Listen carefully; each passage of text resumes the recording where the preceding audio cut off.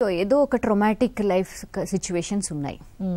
చాలా traumatic situations ఉంటాయి వాళ్ళకేవో. ఆ ట్రోమా అని హ్యాండిల్ చేయలేక దాని మీద ఏమవుతుందంటే అలాంటి ఘటనలు మళ్ళీ మళ్ళీ మళ్ళీ మళ్ళీ ఇప్పుడు అది వాళ్ళకి అర్థం కాలేదు ఎలా డీల్ చేసుకోవాలో.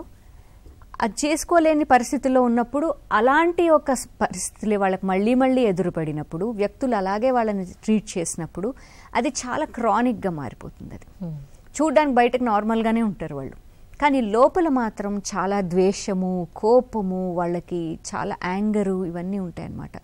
సో అందుకని ఏంటంటే ఇట్లా స్ట్రాంగ్ ట్రోమా ఉన్న వాళ్ళని హ్యాండిల్ చేయకుండా వాళ్ళని ఇంకొంచెం బ్యాడ్గా ట్రీట్ చేస్తారు.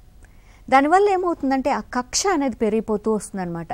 అందరూ బాగున్నారు, నన్నే ఎందుకు ఇలాగా, నన్నే ఎందుకు టార్గెట్ చేస్తున్నారు అనేటువంటి ఆ భావంతో ఏంటంటే అది పెరిగి పెరిగి పెరిగి ఏంటంటే ఫైనల్లీ సో ఎవరి దగ్గర నుంచి నాకు ప్రేమ రావట్లేదు, ఎవరు నాతో బాగలేరు, అందరూ నన్నే టార్గెట్ చేస్తున్నారు. అలానే అది పెరిగి పెరిగి ఏంటంటే అది క్రూరంగా మారిపోతుంది.